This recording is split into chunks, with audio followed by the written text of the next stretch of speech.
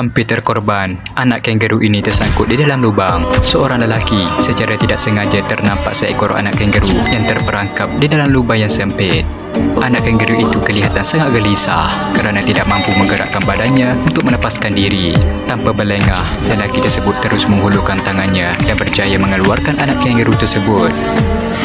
Dia langsung memeriksa keadaannya bagi memastikan tiada sebarang kecederaan pada tubuh badannya.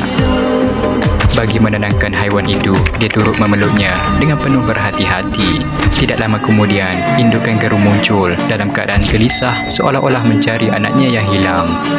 Lelaki itu terus melepaskan anak kangaroo tersebut agar dapat kembali ke pangkuan ibunya. Namun apa yang paling menyentuh hati, anak kangaroo itu tidak terus berlari menuju ke arah ibunya. Sebaliknya, dia sempat menoleh dan memandang ke arah lelaki tersebut seakan berterima kasih kerana telah menyelamatkannya. Apa pengajaran yang anda dapat dari video ini? Cuba komen di bawah.